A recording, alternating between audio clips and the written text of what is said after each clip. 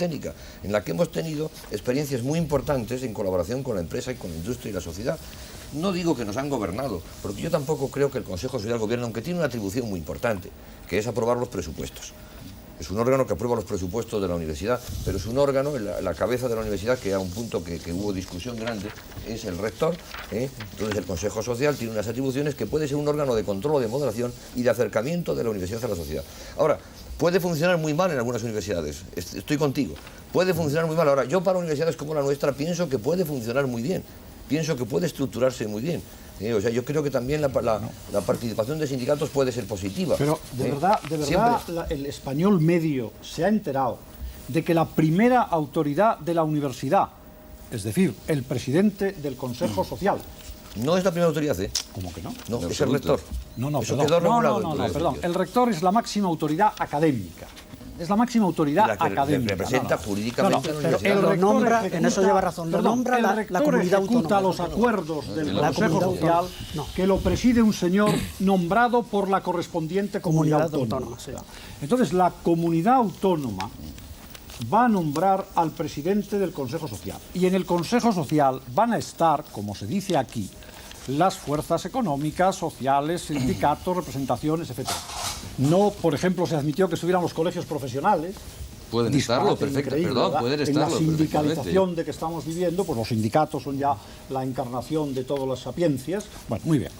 Van a estar todos estos señores y van a decidir nada menos que el conjunto de atribuciones que la ley les da. Bueno, eso no es la universidad tal como se ha venido entendiendo hasta la fecha.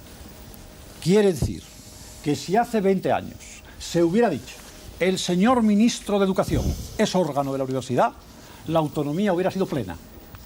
Si me permite, señor Suárez, simplemente leer el artículo 18.1, que se refiere al rector, y vamos a ver si es o no la máxima autoridad académica. El rector, máxima autoridad académica de la universidad, ostenta la representación de la misma, ejerce su dirección, ejecuta los acuerdos del claustro universitario, de la Junta de Gobierno y del Consejo Social, y le corresponderán, en general, cuantas competencias no hayan sido expresamente atribuidas a otros órganos de la universidad. Residual. Quien tiene competencia residual, como es el rector, es quien tiene la máxima competencia en el terreno universitario. Otra cosa es que el presidente del Consejo Social tenga, evidentemente, competencias. Claro que las tiene, obviamente. Es una persona designada por la comunidad y parece que nos estamos olvidando de una cosa, nos estamos olvidando de que previamente a la ley de reforma universitaria están los estatutos de autonomía, que son de todas y cada una de las 17 comunidades, y en los estatutos de autonomía se establece que tienen competencia plena en materia de enseñanza a todos los niveles y extensión y modalidades. Claro, eso está en los estatutos. Por eso, ¿qué significa esto? Significa que esos son los parámetros de la ley de reforma, por arriba, el bloque constitucional, Constitución y estatutos de autonomía, y no se podía tocar. La comunidad autónoma es quien va a financiar a la universidad, básicamente, por lo menos durante un periodo bastante largo, porque las universidades de momento no se autofinancian y no lo van a hacer. Que menos que tengan un control sobre las subvenciones que están otorgando a las universidades. Segundo, estamos hablando de una necesaria... ¿Has dicho control? Claro, de un control del dinero, de los resultados y de la financiación de la utilización que se dé a esas incluso cantidades. Objetivos que tienen que entrar dentro del entorno social en el que te estás moviendo. No se ha enterado la sociedad española, perdóname. Los estatutos de autonomía reparten entre las comunidades autónomas las competencias del Estado en esta materia. Santo y bueno, yo eso no lo he discutido jamás. A mí me parece perfecto que en la concepción autonómica en la que estamos, la comunidad autónoma del País Vasco, la comunidad autónoma de Cataluña, la de Galicia, tengan la responsabilidad que hasta ahora tenía el Estado en las universidades que estén en esa comunidad. Perfecto. Pero eso es descentralizar. Eso no es dar autonomía a la universidad, sino dar el poder que tenía el señor ministro y el señor director general, dárselo ahora a autoridades locales, que como están más cerca, propenderán a mediatizar todavía más. Eso no es Vamos a ver, todos quieren intervenir y como todos están interviniendo sin que yo tenga necesidad de conceder palabra, que eso es bueno, porque señal de que esto va movido, voy a concederse a Sofía González Coronado, que hace mucho tiempo que no puede hablar entre ustedes. Es que es casi por pudor, puesto que lo que se debaten entre ellos son sus propios porvenires y su trozo de pastel, pues yo en ese pastel no tengo parte, porque... Yo soy de los sindicatos, de esos listillos, entre comillas, que decía el señor Suárez, que no pintan nada en ningún sitio, y menos en la universidad, porque ahí sí que son los listos de verdad. Los listos que se perpetúan a sí mismos, y nadie tiene que meter mano en lo que ellos hacen y no hacen. Por eso me da cierto pudor intervenir en este debate sobre la ley, que consiste más o menos en quién manda en quién, quién nos va a dar el dinero, que ya sabremos nosotros cómo gastarlo, pero estoy dispuesto a admitir que esta ley, como hipótesis, es la ley mejor posible que se puede hacer. Pero ¿hay en alguna parte de esa ley algo que hable de los resultados? ¿Hay verdaderamente algo que indique que la mentalidad del país con respecto a los resultados de la universidad va a cambiar? ¿Y cuál es el resultado de la universidad de hoy? De todos es sabido, es un hecho cierto, los mismos licenciados y doctorados lo reconocen. Hoy, cuando un individuo termina su carrera y sale de la universidad, es casi tan inútil como cuando entró. No se puede poner a trabajar en su profesión. ¿Hay alguna previsión en la ley para mejorar eso? Yo no la he visto. ¿Por qué? Porque en la ley nadie pide explicaciones a los catedráticos. El dios de la sabiduría en su peana podrá seguir enseñando mal, que la ley no prevé la destitución de un catedrático. Puede seguir siendo malo. Sí, cuida muy bien de fijar cómo se llega al catedrático, cuánto se le paga al catedrático, cuál es su representación, cuánto va a mandar el catedrático. Pero nadie le pide responsabilidades si enseña bien o enseña mal. Como consecuencia, como hasta ahora los catedráticos han estado enseñando mal, nada implica que con esta ley o con 100.000 otras leyes de este tipo los catedráticos sigan enseñando mal. Perdón,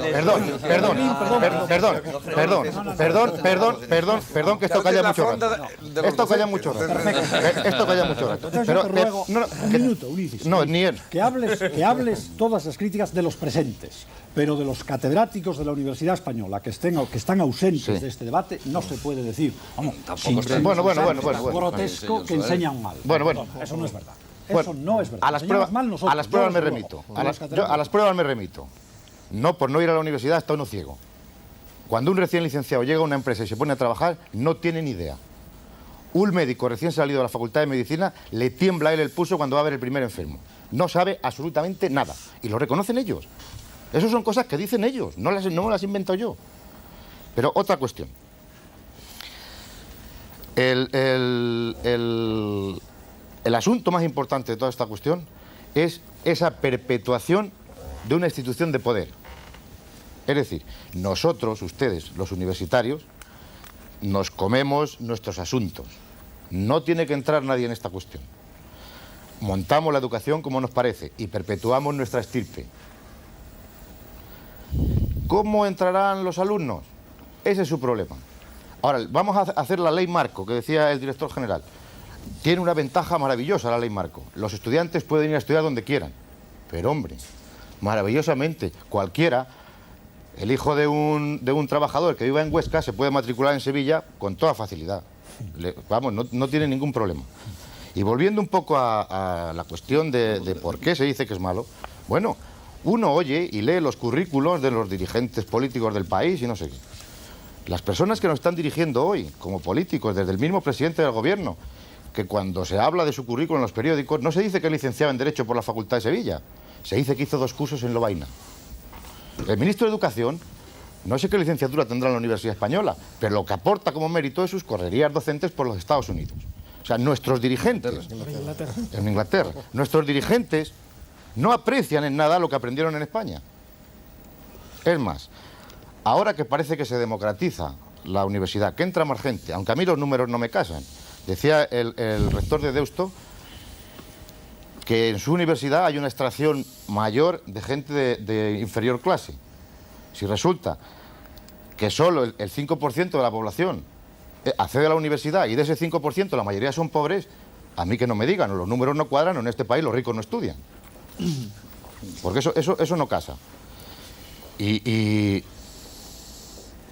no casan los números, o esa extracción social es solo en su universidad. Bueno, quizá... Entonces, viene esa masificación. Hasta hace muy poco, entrar en la universidad era una cuestión de élite. Hoy ya el título que se expende en España está desprestigiado. ¿Cómo se forman las nuevas élites? O yendo a las universidades privadas que tienen los mejores profesores, o marchándose a posgraduar al extranjero. Bueno, pues la ley no dice nada de mejorar esa enseñanza. Lo único que dice la ley es de cómo se va a repartir los dineros y quién los va a repartir y quién va a mandar. No, perdona. Yo quería intervenir. Aranzadi es el que más tiempo lleva viendo la palabra y luego yo creo que los demás creo que han hablado más veces. Bueno, primeramente podemos pedir todas las palabras. Sí, claro. Interpelarse, pero en fin, es que Aranzadi lo ha intentado varias veces. La primera, sí, a la alusión. Quizá Bilbao sea, pues, como sabes, un sitio de mucho obrero, etcétera. Sí, es un sitio muy pobre de España. No, pero muchos obreros, como sabes, está Baracaldo, etcétera, etcétera, son zonas, y quizá en ese 5% entre las zonas rurales en que la universidad esté lejana, no lo sé, en el cómputo nacional, cómo se casan esas cifras. Pero yo quería aludir antes un poco a las autonomías, o esa reticencia a las autonomías, a las comunidades autónomas. Yo creo que la proximidad, no, yo creo que estará de acuerdo, pero la proximidad del administrado yo creo que siempre es buena. Más bien nosotros creo que conocemos, por lo menos en el País Vasco, nuestro estatuto de autonomía, y más bien hemos quedado descontentos de lo poco que nos concede de autonomía esta ley. Por lo tanto, en ese sentido no creo, vamos, yo no estaría de acuerdo. No, perdón, padre, pero es un debate distinto. Es decir, la discusión entre la autonomía del Estado y la comunidad autónoma... Sí, pero como se han hecho unas soluciones a que el español medio no conoce lo que ha pasado con estas transferencias a las distintas comunidades, digo que en el Estatuto de Guernica ciertamente es conocido y se sabe que esta transferencia es total, ¿no? Y ha habido, y el director general sabrá, pues descontentos de no obtener en esta ley lo que se pretendía. Pero por otra parte, yo volviendo al tema de autonomía universitaria, yo estoy bastante de acuerdo en que se da un paso adelante y valiente en el tema de autonomía universitaria. Por lo tanto, es un reto a la universidad, la universidad tiene que responder, como pues usted mismo ha dicho, el director general, es una oportunidad que se da a la universidad. Entonces, claro, una buena organización no hacen las leyes ni los estatutos que van a venir tampoco van a hacer una universidad nueva. Es un problema de una lucha por la calidad y la excelencia de todos y el reto que tenemos todos los universitarios. Yo quería, al hilo de lo que dijo Coronado antes, insistir mucho en un argumento que ya he empleado, y es que efectivamente nada funciona si no hay control de las personas que actúan en ella. Insisto mucho, no hay control del profesorado en la ley de reforma universitaria. No, perdona, y el artículo 45. El artículo 45 es muy importante. Es el más importante que tiene la ley. A mi modo de ver. De todas maneras, yo quiero insistir en un tema fundamental. Quiero insistir en un tema fundamental, y es que ese control, por lo menos nosotros no lo encontramos. Y es más, el problema fundamental que vemos los estudiantes, el 90% de los universitarios españoles somos estudiantes o más, es que se instaura definitivamente el vitalicismo del profesorado numerario. Y como al hilo de lo que decía don Fernando Suárez antes también, los interesados en la universidad, los profesores que viven de ella, tienden a la comodidad. El vitalicismo tiende a la comodidad, y eso es un grave lastre que va a arrastrar a la Universidad Española en muchos años. No sé si alguien me quiere responder de una vez al cuestión. Sí, yo te respondo con mucho gusto. Cuando teníamos aproximadamente tu edad, la gran batalla de todos los estudiantes, profesores jóvenes e incluso la sociedad española era contra las cátedras vitalicias. Las cosas han evolucionado de manera que ahora se hace vitalicio el profesor que lleva 2 años enseñando. De modo que yo estoy de acuerdo en que no es bueno lo vitalicio. No es bueno lo vitalicio sin responder periódicamente de lo que se hace y de lo que se aporta a la sociedad.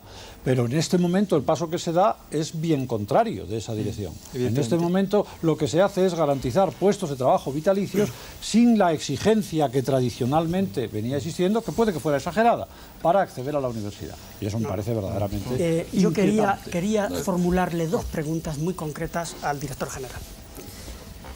La primera, todas acumuladas. La primera. Todas consecutivas.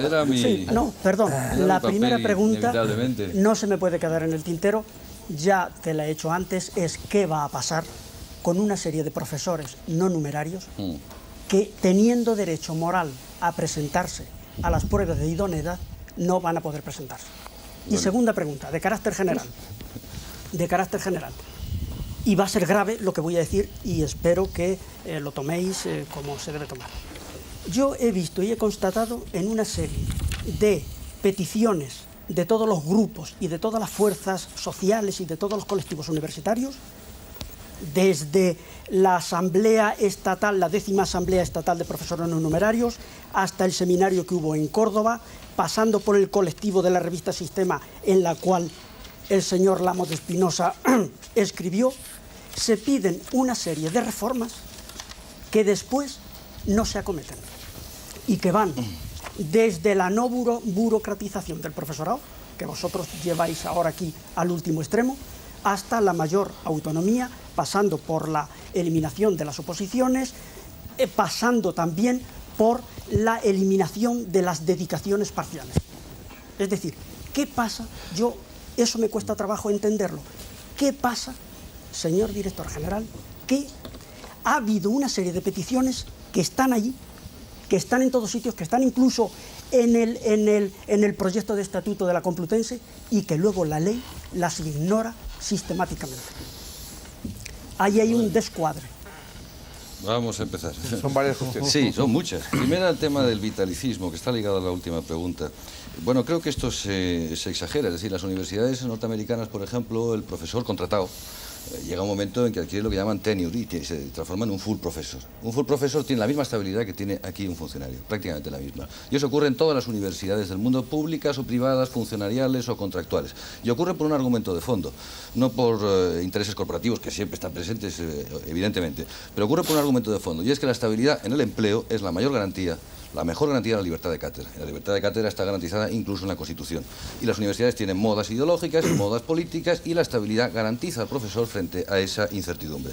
Por lo tanto, el problema del vitalicismo a mí no me preocupa. A mí me preocupa el problema del control. Ese sí me preocupa. Con la diferencia, Miguel, de que en el extranjero existe el principio de publica o muere, y aquí no. Bueno, es posible que el principio de publica o muere tampoco es tan bueno. Y en Estados Unidos lo están sometiendo a una nota crítica muy fuerte, porque al fin lo que está haciendo es llenar las revistas frecuentemente de refritos que no tienen ningún interés. Por lo tanto, tampoco es tan buena esa idea.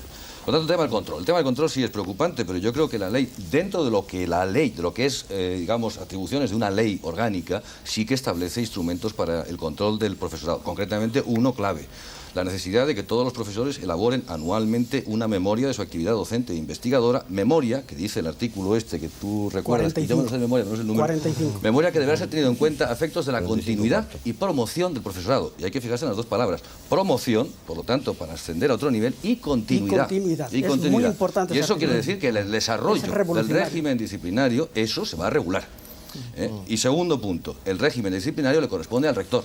No a instancias ajenas, sino directamente al rector, salvo la expulsión. Es decir, salvo la expulsión del profesor, todos los demás, toda la panoplia de sanciones le corresponde al rector o al órgano en quien delegue de la universidad, que será lo más probable, porque el rector simplemente sancionará, no va a asumir él simplemente esa competencia. Por lo tanto, hay instrumentos en la ley para que haya un adecuado desarrollo de los elementos de control del profesorado. ¿Qué va a pasar con los otros profesores, que me preguntabas antes? Bueno, es un problema de cifras que creo que frecuentemente no se tienen en cuenta.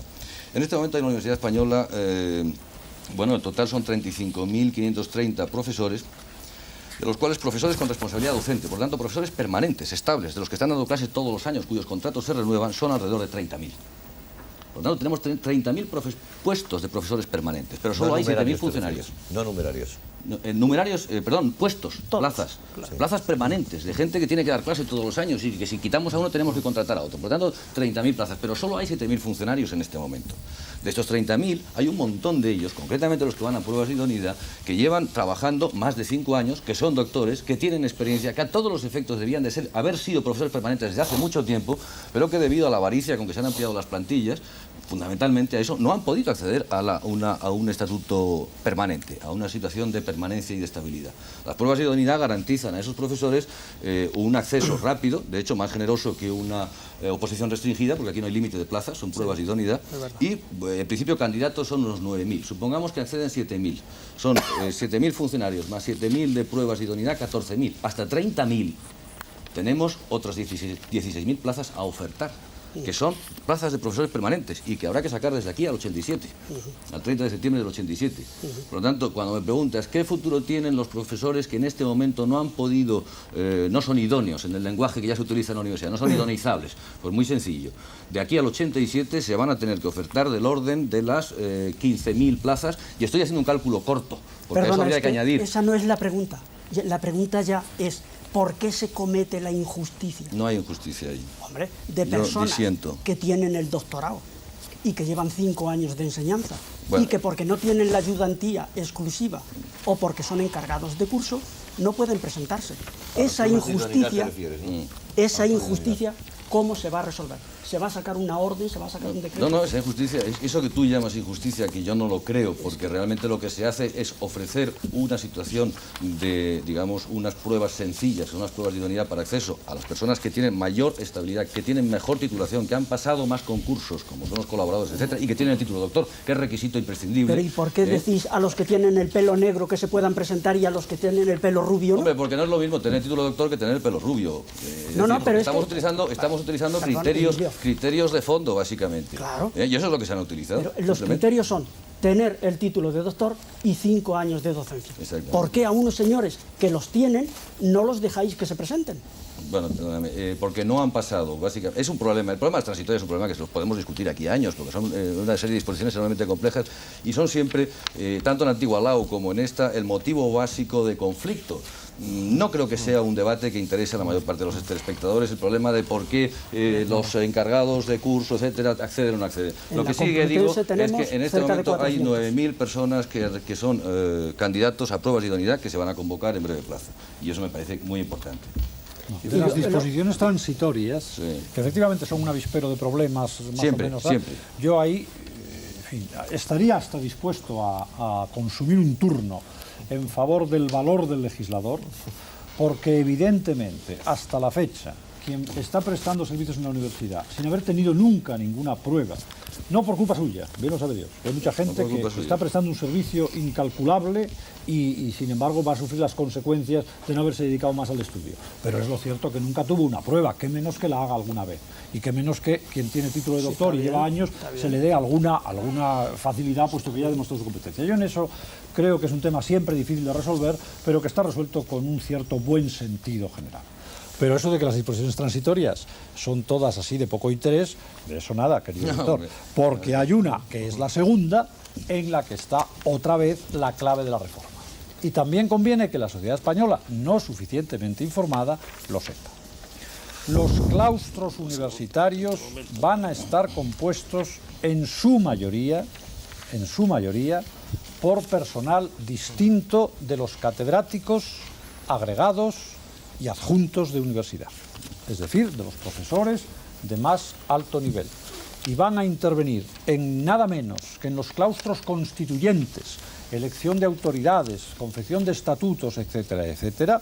En su mayoría va a ser justamente personal dignísimo, importantísimo, todo lo que se quiera, pero profesores sin esa titulación, sin esas pruebas, alumnos, personal administrativo y subalterno, etcétera. Y eso también es un tema que por lo menos debe saberse. Por lo menos. A mí me preocupa la composición. Bueno, el señor Portancasa hace tiempo que no habla. Bueno, yo quería decir dos aspectos, quizá varias de las intervenciones, aunque sea un poco tarde, que evidentemente un punto a favor de que las generalizaciones que antes se han hablado de todo el profesorado, yo pienso que no, que puede haber algún caso, como en todos los colectivos, como en todos los gremios, incluso profesionales, que puede haber personas que tengan algún cumplimiento no bueno. Yo creo que son minorías frente a una enorme mayoría de personas muy sacrificadas, que con unos emolumentos bajísimos frente a sus posibilidades, incluso ridículos en muchos de los casos, prestan sus servicios y su vida a la universidad, a la docencia y la investigación, despreciando otras oportunidades. Yo diría que también hay, en la ley, quizá voy a decir varias cuestiones porque ya el tema va más acelerado. Por ejemplo, uno de los aspectos que también veo que es importante es la desaparición de algunos cuerpos.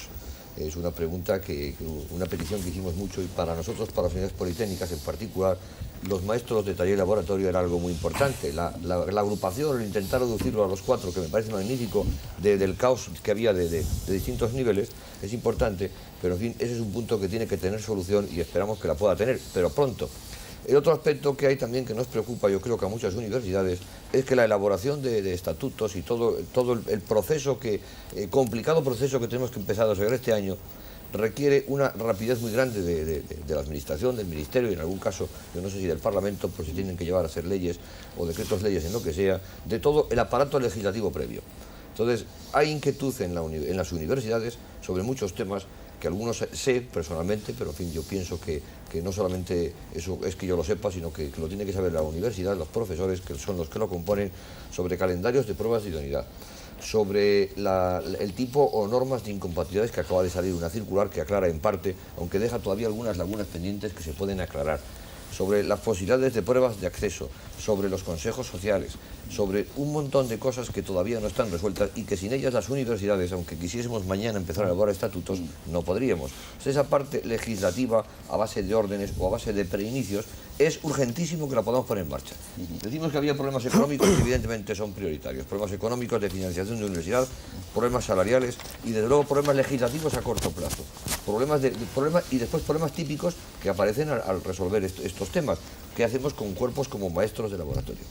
Y después ya, quizá, y perdonar el desorden de las preguntas, pero ya por contestando no es lo típico, pero he querido estar callado un rato porque si antes había hablado demasiado. Y es que el tema que decía Fernando Suárez de los claustros universitarios, yo creo que lo conocemos todos. Es más, la ley en este sentido ha sido prudente, por un lado, e imprudente por otros, porque las peticiones que se han hecho de distintas universidades y de los distintos colectivos son polivariadas. Aquí el artículo, la transitoria segunda en su apartado 2, dice ya algo, da un mínimos, vuelve a marcar mínimos. Tendrá un mínimo de un 50% de profesores doctores, que evidentemente serán catedráticos o agregados o titulares que ya se incorporarán o se vayan a incorporar a corto plazo o pueden incorporarse a corto plazo por las pruebas de idoneidad que realicen en los próximos meses. Luego hay un 50% mínimo. ¿Qué sucede? Que universidades y el resto del 50% estarán representados de más colectivos. Aquí los distintos colectivos pues incluso dicen que algunos que ese porcentaje es demasiado alto, otros dicen que es demasiado bajo. ¿Qué te marca? Te marcan un 50% en el que evidentemente da el mayor peso, yo pienso, en el problema académico que hay al porcentaje de profesores doctores, en los que evidentemente a lo mejor no solamente hay catedráticos, sino hay otros profesores que son tan dignos como pueden serlo los catedráticos, porque son doctores y que ya han hecho una tesis doctoral en la universidad. Entonces, ¿qué sucederá? Que cada universidad, volviendo a que somos heterogéneas, habrá universidades que a lo mejor ese mínimo lo eleven casi al 100% o al 99%, y otras que lo mantengan el 50%. O sea, hay unos marcos muy variables para mantener el espíritu de cada universidad. Incluso hay universidades que por esta razón está esa transitoria, que no llegan a poder tener una cifra digna de personas que puedan tener el número de profesores doctores, porque hay universidades, y esto es una realidad, que no tienen doctores.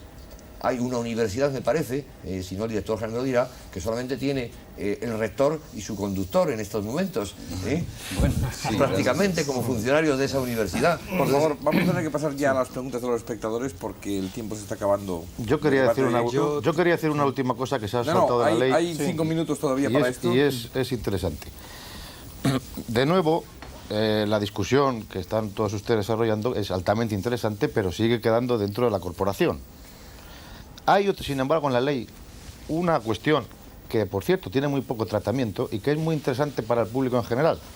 Y sería una pena que se acabara el tiempo sin tocarla, que es el tema de las universidades privadas. En este momento de enorme pelotera, de pulso entre la Iglesia y el Estado, o el Gobierno, donde hablar en España de universidades privadas es hablar de universidades de la Iglesia.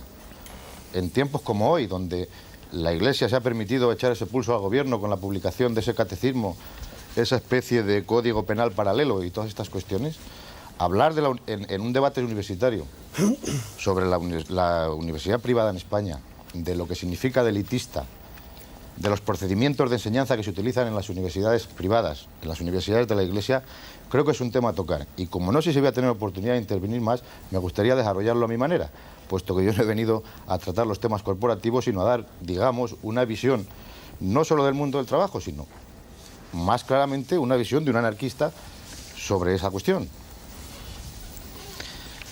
Concretamente. Muy sintéticamente, por favor, porque... bueno, pues entonces vamos a ir al grano directamente. Si no habrá tiempo a la respuesta. Es que iba a ser muy drástico, pero no me va a quedar más remedio que ser cortante entonces. En España, después de la trayectoria de la Iglesia Católica y su papel en el desarrollo de la universidad, de censor, de estrangulador de libertades, no digo yo ya que no haya que subvencionar a la Iglesia para que enseñe, sino que lo lógico sería inhabilitar a la Iglesia Católica para que enseñe, ni con dinero ni gratis. ¿Me explico? Si la universidad es el centro de desarrollo de la ciencia, es el sitio donde se va en la búsqueda de la verdad, la Iglesia Católica, a lo largo de su historia, no ha hecho más que echar chinarrillos en el engranaje del desarrollo. Es decir, una institución que negó a Galileo, una institución que quemó a Servet, una institución que hasta anteayer se negó, y no sé si ya todavía lo ha aceptado del todo, la teoría de Darwin. Y cosas de este tipo, una institución que sistemáticamente basa sus conocimientos en la teología, que es la negación de la ciencia, su antítesis, como decía Madariaga. Gentes que parten de una verdad dogmática, se niegan a aceptar otra y se pasan la vida buscando argumentos para convencer a los demás, no tenían por qué ser permitidos a enseñar a nadie. Bueno, perdón, Perdón, pero es que no he terminado. Yo no voy a... Si la ciencia en general es la búsqueda de la verdad, quien parta ya de la verdad, pues tiene muy poco que hacer en la enseñanza.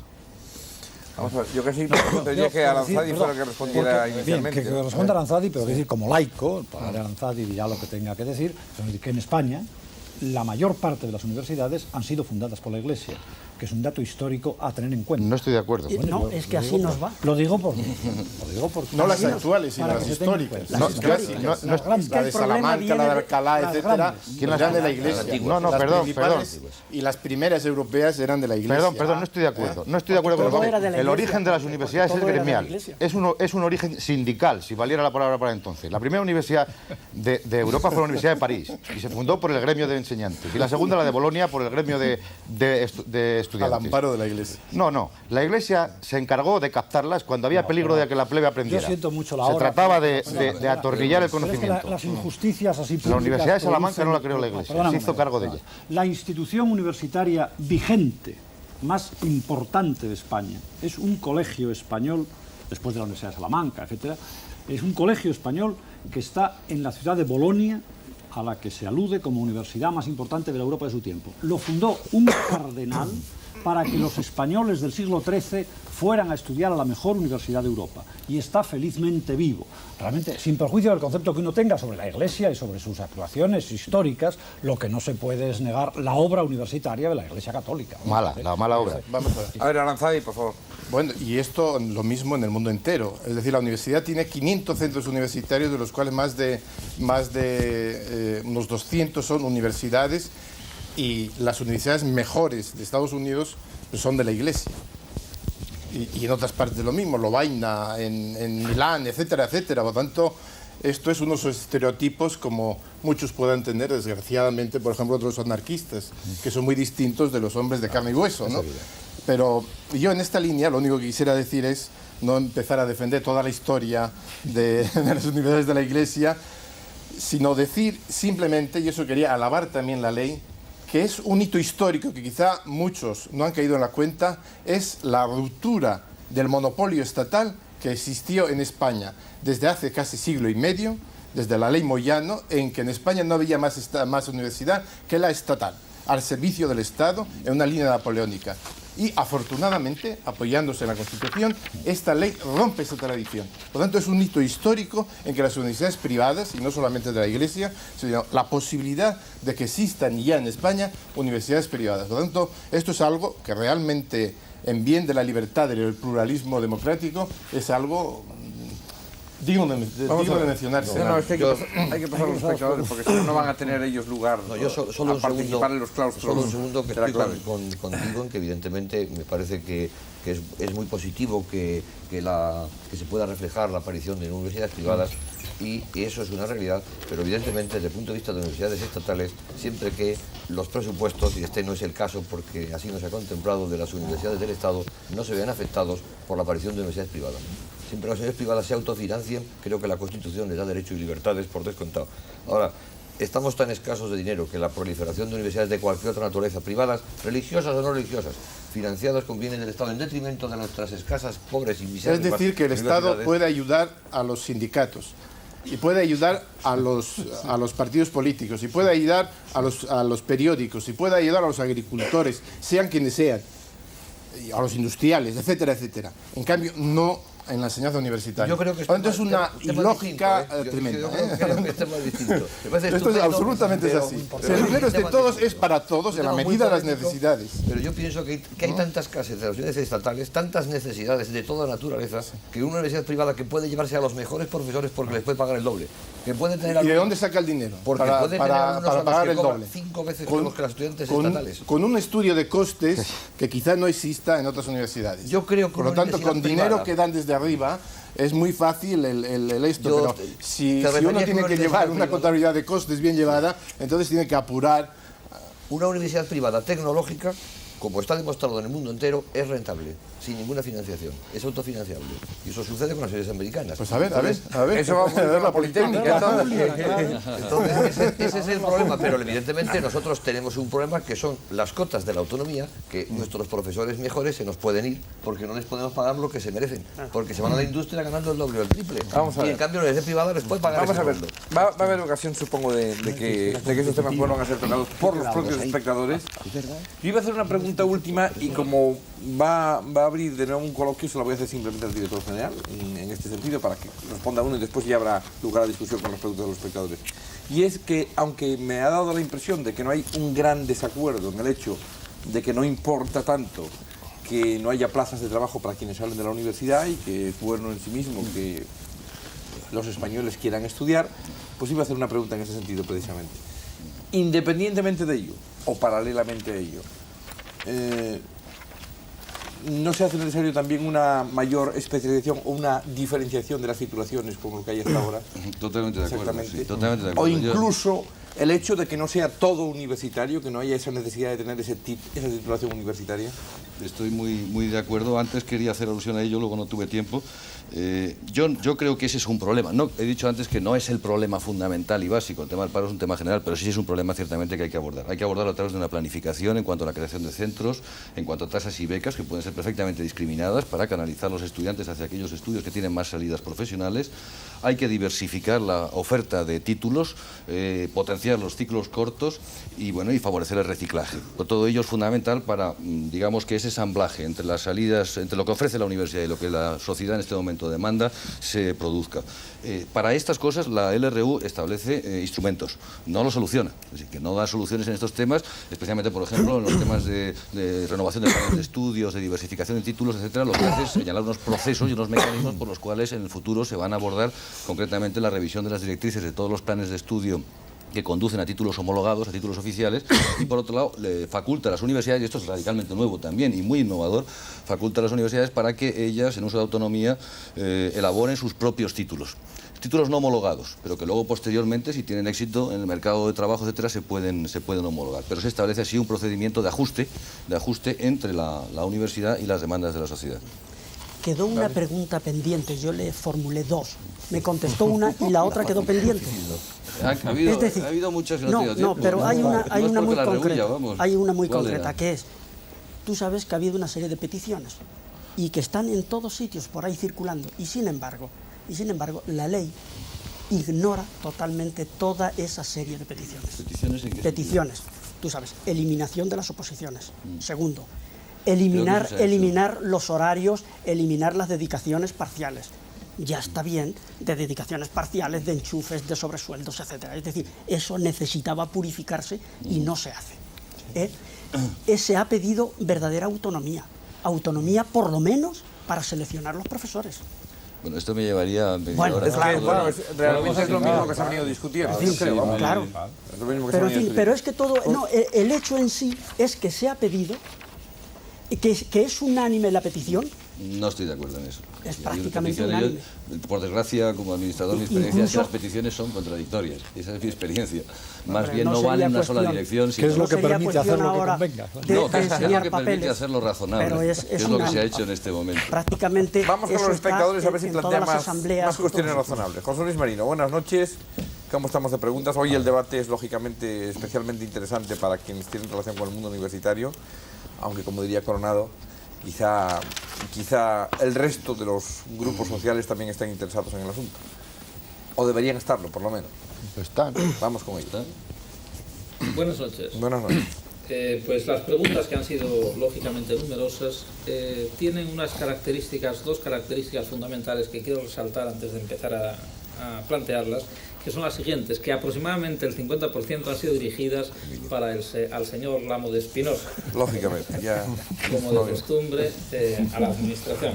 Y la otra, que un alto porcentaje también de preguntas se plantean cuestiones de una detalladísima casuística que voy a procurar eludir porque plantean a veces casos casi personales.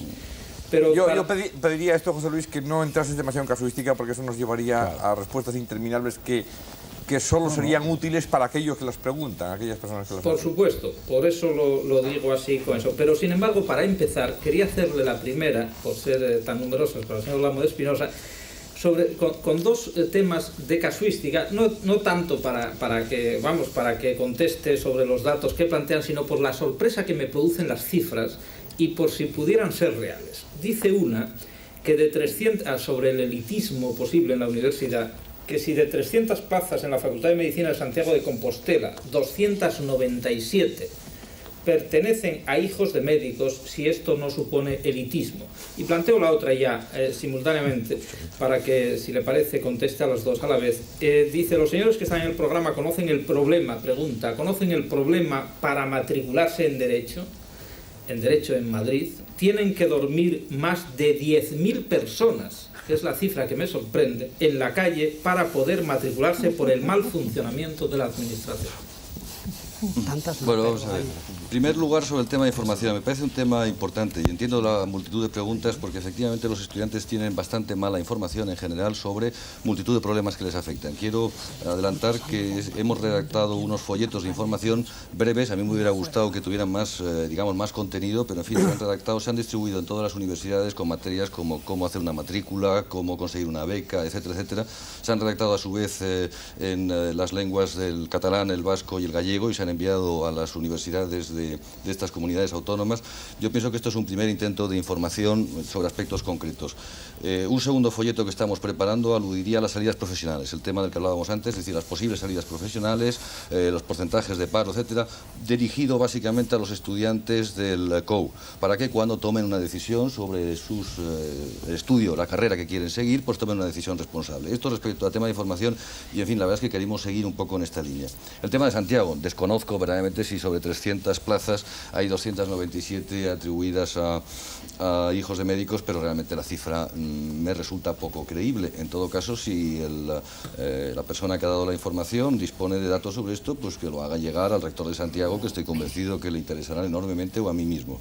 Matricularse en Derecho. El problema es que Derecho este año ha establecido una posibilidad, que eso es un paso adelante realmente, y es la posibilidad de que los estudiantes elijan en los grupos en los que quieren matricularse. Claro, ¿esto qué origina? Ha originado una competencia, es el primer año, se ha iniciado este año, ha originado una competencia entre los estudiantes por un grupo u otro, y el problema era conseguir el puesto en la cola para poderse matricular antes, no en la universidad, sino en un grupo específico y concreto. Por otro lado, la Facultad de Derecho no tiene en este momento, personal suficiente para atender eso, y efectivamente se han generado unos problemas como ocurrieron hace unos años con las matriculaciones, que poco a poco se van solucionando. Y yo estoy seguro que esto, que ha sido un paso adelante y creo que para los estudiantes es enormemente positivo, está teniendo unos costes iniciales y se podrá solucionar más adelante.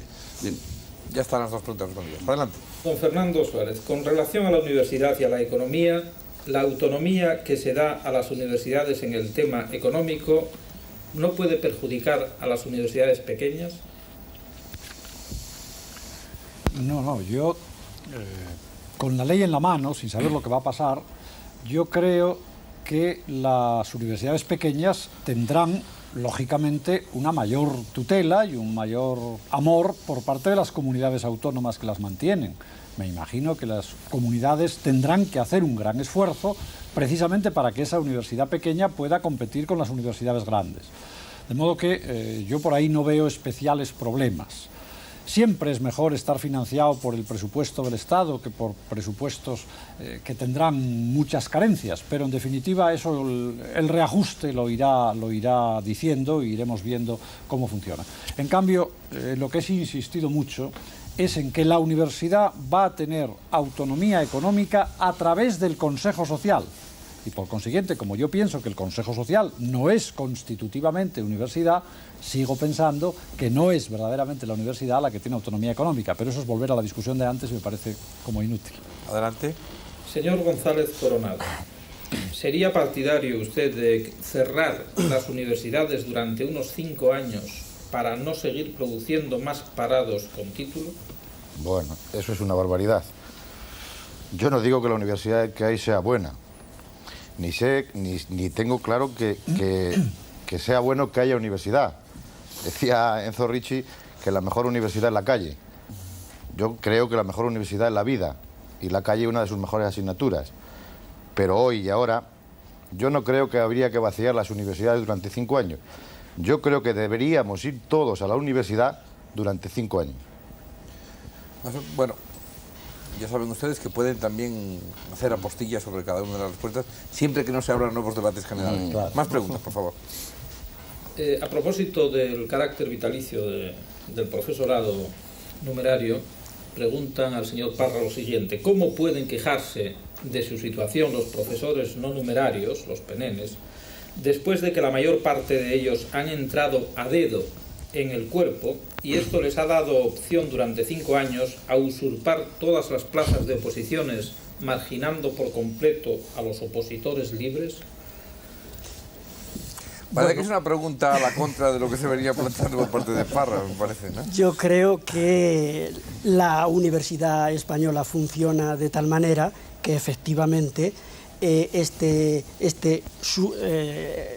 pequeño privilegio que tienen los profesores no numerarios de haber estado escogidos con el dedo, pero no es un privilegio para ellos, es el catedrático correspondiente quien ha tenido hasta hace poco el privilegio de decir: este señor pasa. O sea, no era entonces, el dedo del pene, era el dedo del catedrático. Claro, era el dedo del catedrático. O sea, entonces, ¿qué pasa?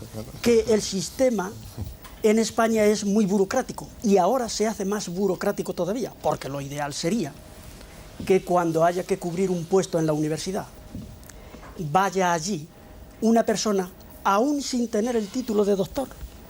Eso quizás sería demasiado, pero que esté fuera de la universidad y que no se le exijan unos años de presencia en la universidad. Es decir, cuando hay una oposición o hay un concurso que cubrir, lo primero que dice la ley, de tipo burocrático, formalista, es: para poder presentarse hacen falta tantos años de antigüedad en la docencia. Eso a mí me parece pues que no debe ser. Es decir, que lo que hay que demostrar allí es capacidad docente e investigadora. Demostrarlo con independencia de criterios formalistas como la antigüedad. Son criterios meramente burocráticos. 2 peticiones de apostilla. Es que en ese tema yo creo que hay que hacer claridad, más que criterio. Es un problema de que se sepa lo que pasa. En la Universidad Española tradicional, ser profesor ayudante, por ejemplo, no era un puesto de trabajo. No era un puesto de trabajo, hasta tal punto que llegó a ser, era gratis realmente. Sí. Cuando yo empecé a ser profesor ayudante, era un puesto gratis. Estábamos encantados de que nos nombraran profesores ayudantes porque nos permitía que un catedrático nos enseñara y empezara a practicar lo que queríamos, que era nuestra vocación y nuestro deseo. Cuando eso se convirtió en un puesto de trabajo, naturalmente que sea el catedrático el que discrecionalmente selecciona, eso no tiene sentido. Eso es función pública y debe estar competitivamente anunciado para que vayan los mejores. Entonces, ahora, actualmente está ocurriendo el tránsito. Es decir, hay muchos profesores que entraron como si fuera un puesto de discípulo y no un puesto de trabajo, y al convertirse en puesto de trabajo van a tener una preferencia probablemente legítima por el tiempo que llevan prestando servicios a la universidad. Pero de futuro, yo estoy absolutamente de acuerdo con el sentido de la pregunta del telespectador. Un puesto en la universidad, a partir de ahora, por mínimo que sea, supuesto que va a estar dignamente retribuido, tiene que ser un puesto anunciado públicamente a los españoles para que concurran. Por supuesto, y concedido al más capaz, no al que lleve más años. Sobre el problema de título doctor, que me parece muy importante porque ha sido uno de los temas debatidos. Yo creo que una universidad moderna tiene que investigar. Esto ocurre en todas las universidades del mundo. Y que un profesor de universidad, en consecuencia, tiene que ser una persona con capacidad investigadora. No solamente un docente, sino al mismo tiempo un investigador. Y que el único certificado público de que alguien tiene capacidad investigadora es el título doctor. Es decir, ha hecho una tesis doctoral, ha hecho una investigación. Es cierto que esa investigación investigación no tiene por qué ser un mamotreto de 500 páginas, pueden ser 5 artículos magníficos de 100 páginas, pero tiene que tener el título de doctor. Y la LRU lo único que dice es que todo el profesor estable y permanente de la universidad tiene que tener el título de doctor. Me parece un requisito mínimo que se exige en todas las universidades del mundo. Más preguntas, por favor. Don Dionisio Aranzadi, ¿qué métodos cree que van a seguirse para acercar la universidad a la sociedad? Bien, es una pregunta muy bonita e interesante. Además, tengo la pequeña satisfacción de haber introducido en la ley, a través de un grupo parlamentario, justamente el servicio a la sociedad, que no existía en el anteproyecto. Por lo tanto, en el primer artículo aparece que los fines en servicio de la sociedad. Por lo tanto, es evidente que hoy día, cada vez más en todas las universidades, existe este afán de servicio a la universidad. Ya las torres de marfil, etcétera, ya se fueron y tenemos que servir a la sociedad, sea a través de trabajos de investigación, sea a través de otros tipos de servicios que las universidades pueden prestar, sea preparando a los alumnos para el servicio de la sociedad. Por lo tanto, hay una serie de elementos que realmente son vitales. El tema es a ver cómo relacionamos. Quizá pienso que la intención de la ley en este Consejo Social sea precisamente el acercar la sociedad a la universidad. Sí, ciertamente yo estoy un poco de acuerdo con estas reticencias. Con todo, pues, por ejemplo, en Inglaterra, el equivalente de ese Consejo Social funciona magníficamente. Aquí nos lanzamos a la aventura. Si nos saliese como los ingleses, sería realmente fantástico el relacionar los problemas y los intereses de la sociedad a la universidad y viceversa, que ellos también vivan. Este es el único, de momento, el único cauce que hay, me parece. Sí, yo, además del Consejo Social, que coincido contigo plenamente en este sentido, creo que también el artículo 11 va a permitir un mayor acercamiento en general de muchas universidades, nosotros ya lo estamos, pero de muchas universidades a la sociedad, al preparar esa participación de servicios que los departamentos, cátedras, profesores o facultades o escuelas pueden prestar en colaboración con distintas instituciones. Ya la universidad empezará a pensarse, al ser universidad competitiva tratará de desarrollar el artículo 11, que es muy complicado, que no es sencillo, es un artículo que jurídicamente requerirá muchos debates, es un artículo difícil, pero que evidentemente permitirá este acercamiento también. Este artículo, habría que decir una cosa, es muy peligroso. Es decir, es muy peligroso porque pueden las compañías con poderes económicos multinacionales y tal financiar una serie de trabajos en la universidad y moldear de alguna manera ideológicamente una serie de trabajos. Etc. Por eso viene bien que el Consejo Social modere ese poder que si no quedaría sin control o descontrol. Simplemente añadir 2 puntos en esta pregunta que es muy importante, que yo creo que son interesantes. Uno es que creo que la dependencia de las universidades, la dependencia administrativa de las comunidades autónomas, es una forma muy importante de aproximar la universidad al entorno y a la sociedad. Las universidades han venido dependiendo básicamente del Ministerio, el Ministerio está funcionando como el rectorado prácticamente único de la totalidad de las 30 universidades públicas, y en este sentido esa diversificación que se establece ahora, bueno, ya dentro de pocos meses, transferencia de 15 universidades, de la mitad prácticamente, es un modo muy importante de aproximación.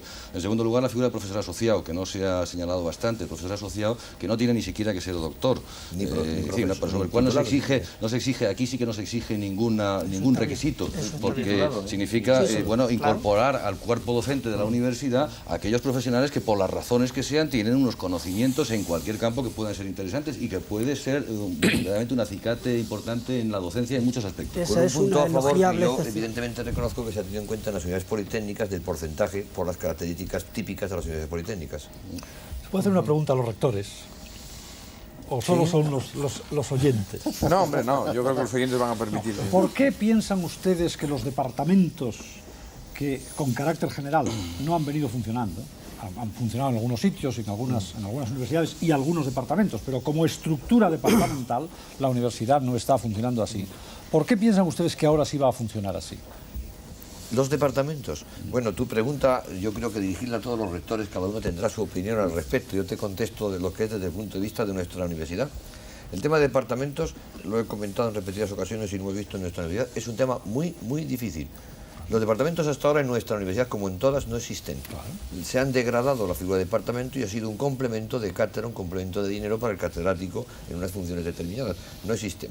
Que puedan o no existir es un problema nuestro. Es un tema muy complicado, que evidentemente en carreras como la nuestra hay problemas y complicaciones como son la propia topografía de nuestra universidad, la ubicación de edificios, las historias de nuestras carreras y de facultades y escuelas. O sea, son temas difíciles, pero que poco a poco hay que analizarlos para ver si es positivo ir a esa tendencia. La ley no te obliga a que sea una universidad departamental, marca una tendencia departamental. Entonces podemos ser... Pero viene del profesor Lola Tamayo, la tendencia departamental. La tendencia, pero no funcionó. Ahora está matizada, ¿eh? Es que ahora está matizada. Allí era obligatorio, ahora dice es una tendencia. Porque lo diga la ley. Posiblemente lo que se cargó aquello, yo no lo sé, esto algunas personas me lo han dicho, es porque iba acompañada la jefatura de departamento con una gratificación. A lo mejor debía de suprimirse esa gratificación y verlo y analizarlo de otra manera. Cosa que es factible, porque en Estados Unidos nadie quiere ser jefe de departamento, porque no va acompañado de ninguna prebenda y el jefe de departamento es el que más trabaja. Entonces, yo pienso que tendrá que haber una organización mixta durante muchos años en la que los departamentos que se puedan se irán creando poco a poco, según la universidad y según los centros y según su propia estructura, y paulatinamente irnos acercando, si eso no posible, hacia ese modelo de universidad departamental. A lo mejor tendremos una universidad mixta durante muchos años, 20, 30 años o 10, no lo sé. Vamos con más preguntas, por favor, sean sintéticos en las respuestas. Sí, al representante de los estudiantes, a Luis Miguel Pons, ha habido muchas preguntas sobre la cuestión de la selectividad, que qué opina de la selectividad y concretamente he seleccionado estas. ¿No le parece bastante selectividad 3 años de BUP y 1 de COU? ¿No cree que sería mejor que el COU fuera el selectivo? Yo creo que efectivamente se tiene que buscar unos métodos de selectividad mejores de los que ahora mismo se utilizan. Dije al principio del programa que la selectividad como un examen en el que en un día un estudiante se juega estar un año parado o estar en la universidad es un riesgo demasiado alto. Yo creo que existen unos métodos menos traumáticos y debería de alguna manera la administración desarrollar algo más inteligente. Adelante. Simplemente decir que estoy de acuerdo, que estamos trabajando en una ley de selectividad y de acceso que se combina, como decía antes, con el tema de tasas y becas, pero que las líneas, estoy de acuerdo absolutamente con lo que ha dicho. Adelante. También se han repetido las preguntas de las cuales puede ser muestra esta, dirigida al señor Lamo de Espinosa. ¿Cree que es justo que al ser convertida en cátedra las agregadurías actualmente existentes, los actuales agregados ocupen dichas plazas habiendo catedráticos con más antigüedad y más méritos que puedan estar interesados en ocuparlas? Bueno, la respuesta es sí, ciertamente lo creo. Y es un tema que se ha debatido mucho en el Congreso también y en todas las universidades donde yo he estado después de la aparición pública de la ley. Ha habido debate sobre este tema. Yo creo que las razones básicas son las siguientes. En primer lugar, porque los agregados han hecho una oposición exactamente igual, idéntica en todos sus extremos a la de los catedráticos, hasta el punto de que es muy corriente, puesto que unas veces se convocan agregaciones en una disciplina, derecho político, pues hay una cátedra de derecho político, luego una agregación de derecho político, etc. El resultado es que muchas veces el que ha perdido las oposiciones en una agregación gana las cátedras en la siguiente. Esto es muy frecuente. Por lo tanto, no existe ninguna diferencia en este sentido entre catedráticos y agregados en absoluto. Bueno, en segundo lugar, todas las integraciones de un cuerpo en otro que se han hecho en los últimos años, y de la Ley General del 70 de Educación ha habido muchas, porque todas las transitorias de la Ley General implicaban integraciones progresivas en los cuerpos de la universidad, todas se han hecho in situ. Es más, la propia Ley de Reforma Universitaria tiene un montón de integraciones también de cuerpos, para simplificar toda la selva de categorías docentes, hay un montón de integraciones, pues prácticamente otras 12 o 15, no recuerdo en este momento el número exacto, pero aproximadamente es ese, y todas esas integraciones se hacen in situ, y ahí no ha habido protestas, solo ha habido protestas en el caso de la integración de los agregados en el cuerpo de catedráticos, que parece que eso es un atentado, pero las demás integraciones no son un atentado. Y por último diría, y este es el argumento que me parece más interesante, los derechos de traslado de los catedráticos que querían moverse no se ven conculcados en absoluto, porque los catedráticos no tenían expectativas de moverse en una agregación, tenían expectativas de moverse en una cátedra. La ley lo que hace es transformar las agregaciones en cátedras. Ningún catedrático puede decir yo tenía expectativa de ir a esta agregación. No es cierto. Usted tenía expectativa de ir a esa cátedra o a la otra cátedra, pero no a las agregaciones que ahora se transforman en cátedras. Había otros problemas técnicos que hacían que no va a lugar a explicarlos aquí porque son muy complicados, que no hubiera alternativas realmente viables. Es un tema que lo trabajamos mucho y lo estudiamos mucho, y al final nos pareció que esta era la mejor conclusión. Realmente, las dos explicaciones son a cuál más alucinante. Y yo siento mucho la hora, pero este es un tema que no es así, dicho sea con todos los respetos. Primero, las oposiciones de agregado y de adjunto es cierto es cierto, de agregado, perdón, y catedrático, es cierto que yo mismo, además, lo he reconocido públicamente en el Congreso de los Diputados, han servido para una capacidad equivalente. La oposición de agregado, quien la supera, evidentemente ha podido superar la oposición de catedrático. Yo eso no lo he negado nunca y creo que hay que decirlo así para empezar a hablar del tema. Pero no es menos cierto que en la estructura legal era un paso indispensable ser agregado antes de ser catedrático, porque a la cátedra en la estructura ya no se pasaba por oposición, sino por el transcurso de una serie de años ejerciendo la función de catedrático. Entonces, ¿qué ocurre ahora? Ocurre que hay catedráticos en la Universidad de La Laguna, o en la Universidad de Oviedo, o en la Universidad de Murcia, que han ganado su cátedra hace 6 meses y se han ido. Y están presidiendo el tribunal del agregado, perdón, del adjunto, que va a ser agregado en la plaza que él ha dejado vacante. Y están presidiendo ese tribunal sabiendo que ese agregado se convierte en catedrático de Madrid en la plaza que él dejó vacante hace 3 meses. Y eso no afecta para nada a los agregados, afecta a los catedráticos que sí tienen una expectativa muy legítima. Claro, ese otro argumento que ya se utilizó en el Congreso, es decir, no la tendrían si no se creara. Eso naturalmente vale para que la Administración haga lo que quiera. Si mañana nombramos generales, ¿verdad? Nombran teniente general del Ejército Español a don Fernando Suárez en la Capitanía General de Cienpozuelos. Y los demás generales que existen en el Ejército Español que no protesten, porque en Cienpozuelos no habría Capitanía General si no se creara para don Fernando Suárez. El argumento es insostenible. No es militar, ni ha hecho los cursos de general, etcétera, absolutamente insostenible. Y lo dirá el Tribunal Constitucional, además. Vamos a darle enhorabuena por ese simplemente hacer un añadido. Ya veis que a mí me ha sorprendido mucho la insistencia del Grupo Popular en el Congreso sobre este tema, sobre el tema de los agregados, de la transformación de agregados en catedráticos, y su absoluto abandono de todas las otras integraciones que establece la transitoria quinta en sus 5 apartados, que son integraciones todas ellas in situ, que parecen no ser relevantes. Es decir, alguno tendería a pensar que lo que ha preocupado no es tanto las integraciones in situ, sino las integraciones de los agregados. Y uno podría tender a pensar que eso tiene algo que ver con el predominio de catedráticos en el Grupo Popular. Eso es muy justo hacerlo notar, porque puede ser así. Yo debo decir que yo solo hablo de lo que conozco, y que a mí no me ha llegado ni una sola indicación de ningún elector en relación con otros cuerpos u otras situaciones. Y por consiguiente, lo que yo conozco es la situación de agregados y catedráticos de universidad. Y es que es muy significativo. La ley es pública, señor Suárez. Sí, pero a mí no me... Vuelvo a decir que a mí no me ha llegado conocimiento concreto de casos anómalos. Usted está en la ponencia. No pienso que, estando en la ponencia, no ha dejado de leer la transitoria quinta, igual que ha leído la séptima, que era los agregados. Pero que no se conoce, porque además ustedes se cuidan muy mucho de que no se sepa y no se tenga toda la información de lo que hay detrás, no se conoce la realidad de la situación que esa disposición refleja. Y en el caso de la universidad sí lo conocemos.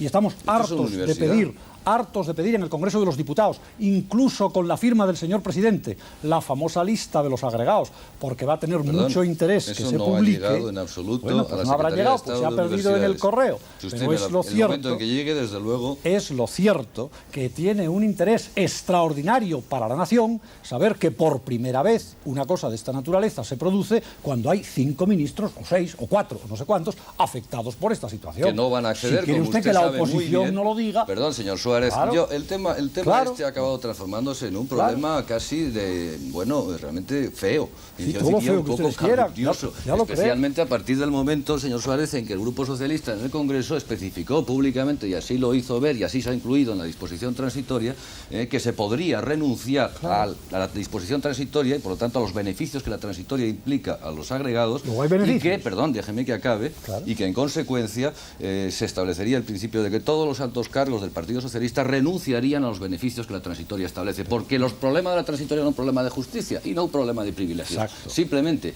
esa es la prueba más clara de que esta transitoria ha ido adelante, porque realmente hay argumentos de fondo. Y si realmente al Grupo Popular le parece mal esto, yo lo único que le pediría es que el Grupo Popular diera el mismo ejemplo, sencillamente haciendo exactamente lo mismo que va a hacer el Partido Socialista, que es que los agregados del Grupo Popular renuncien a la transitoria.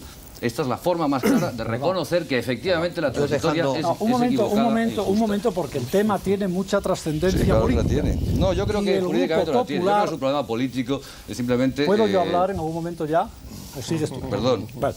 El Grupo Popular no ha hecho cuestión de que sean del Grupo Popular o del Grupo Socialista, ha hecho cuestión del derecho de cualquier catedrático español a ocupar una plaza, si lo desea y le conviene, una plaza que se crea antes de que la ocupe el último agregado de su escalafón. Y naturalmente, usted no le puede decir al catedrático de Logroño, o perdón, de provincias, de cualquier provincia, en Logroño creo que no hay universidad, no puede usted ir a Madrid porque el agregado no es socialista. Y como no es socialista, no renuncia. Y a mí eso me trae sin cuidado. Ese es un problema de ustedes y de la imagen del partido.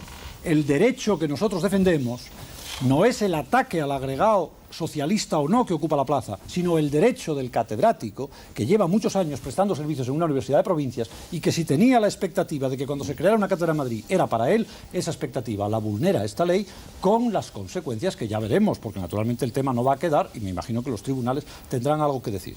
Ahora, que además haya notorios personajes, sean del Grupo Popular o sean del grupo que sean, notorios personajes que toman la decisión de aprobar esta ley, pues mire usted, eso el país lo tiene que saber. Y si son populares, díganlo también. No tengo inconveniente ninguno. Vamos a ver, lo siento. Bueno, lo siento porque es que es ya la una prácticamente. Y para no cortar aquí en seco, vamos a permitir una última pregunta. Bien que lo siento por falta de tiempo. Una última. Una última. Esta es la 1 de la mañana. Bueno, antes de la última, es que tenía aquí una nota que, en fin, que no sé si es un caso tal vez de vanidad o de inmodestia hacia el programa, pero vamos, quería recoger una llamada, que ha habido varias en relación con el problema personal del director de La Clave, que esta semana ha estado más en los periódicos que de costumbre. No viene a cuento de... Pero bueno, simplemente decir que ha habido una llamada que dice únicamente, porque esto no es una pregunta, en nombre de un grupo de espectadores, además ha sido hecha desde fuera, habituales, en nombre de un grupo de espectadores habituales de La Clave, llamo para expresar nuestra alegría y satisfacción por la decisión de José Luis Balbín de seguir dirigiendo este programa, que sea por muchos años. Como yo, en nombre del equipo del programa también contribuyo a esta misma opinión, pues quiero aprovechar la ocasión para congratularme y apoyar eso. Eso hay que subrayarlo porque así sabemos que todavía tenemos algunos amigos. O nos los inventamos. Venga, como última pregunta de verdad, aunque es realmente difícil porque yo esperaba que hubiera varias. Ha habido algunas en relación con los traslados de universidad, con los traslados a los estudiantes que se quejan de que no sean posibles en todos los casos, y concretamente como más representativa esta para el señor Porta en Casa. Si la Constitución defiende la libertad de enseñanza, ¿por qué se obliga a los estudiantes a ir a una universidad determinada y por qué al solicitar traslados no se los conceden? Bueno, ese es un problema que evidentemente el estudiante tiene derecho y todavía más derecho va a tener el año que viene al ser distrito único de elegir la universidad que desee. Eso es una realidad.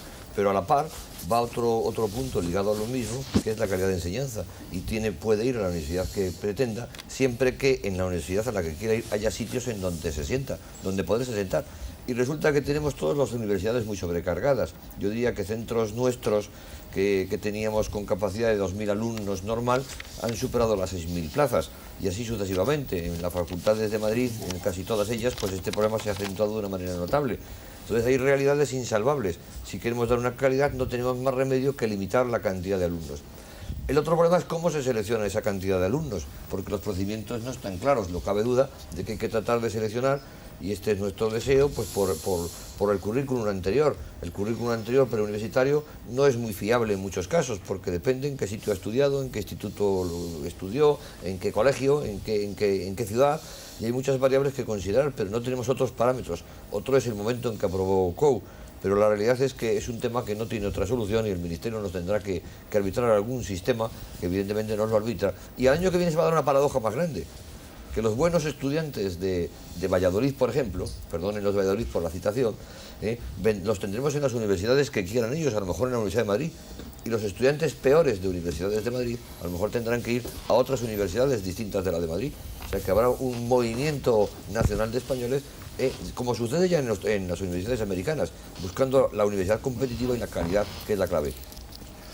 Bien, señores, ¿alguien tiene algo que añadir así muy sustancial? Ya sé que querrían añadir muchísimas cosas. Todo es muy sustancial. Bien, Pues esta es la reforma universitaria que se avecina, que por lo visto va a exigir algún otro proclama de la clave, puesto que luego vienen, como aquí se ha dicho tanto esta noche, los desarrollos que tanto preocupan a los unos y a los otros. Gracias, señores, por su participación. La próxima semana contamos con un tema de debate y tan de debate, que es el aborto. Y, en fin, esperamos contar, en primer lugar, con bastantes mujeres, puesto que a menudo se nos quejan de que no hay mujeres suficientes, y en un tema como este es lógico que las busquemos especialmente. Y, en segundo lugar, pues como de costumbre, eso sí, con las variadas posturas, es decir, la administración, la oposición, la justicia, la medicina de las dos partes, incluso las mujeres de las dos partes. Hasta la próxima semana, por lo tanto, muy buenas noches y gracias de nuevo a ustedes por su participación.